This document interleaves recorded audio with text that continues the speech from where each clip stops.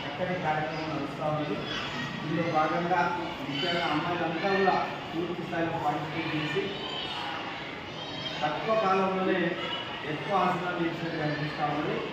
ఏంటంటే ఇది ఒక సాధన, ఏదో ఒక రోజు చేసి రెండు రోజులు చేసి వదలడం కాకుండా మన క్లాస్ ఉన్న రోజులు కానివ్వండి, మిగిలిన రోజులు కూడా ఖచ్చితంగా యోగాకు ఈ దినచర్యలో భాగం చేసుకున్నట్లయితే మన భవిష్యత్తు ఎంతో బాగుంటుంది. కాబట్టి ఎందుకంటే ఇది చాలా అదృష్టవంతుంది.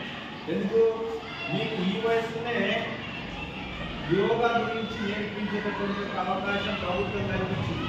కాబట్టి ఏం చేయాలి, మనం అందరము ఖచ్చితంగా యూటిలైజ్ చేసుకోవాలి. దీని నుంచి వచ్చేటటువంటి యొక్క లబ్ధి మనందరికి కూడా చేరాలి. ఇప్పుడు కేవలం శారీరకంగా కాకుండా మన యొక్క మానసిక కూడా యోగా అనేది ఎంతో దోహదపడుతుంది.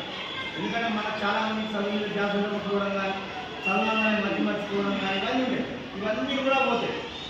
మనం కేవలం శారీరకంగా కాక మానసిక కూడా దృఢంగా అయితే మన జీవితం అనేది మంచి సక్సెస్ఫుల్ అవుతుంది. కాబట్టి మీరందరూ ఇప్పుడైతే ఎప్పుడైతే పార్టిసిపేట్ చేస్తుందో ముందు ఈ కార్యక్రమాలు ఇప్పుడే కంటిన్యూ చేయాలని కోరుకుంటూ థ్యాంక్ యూ.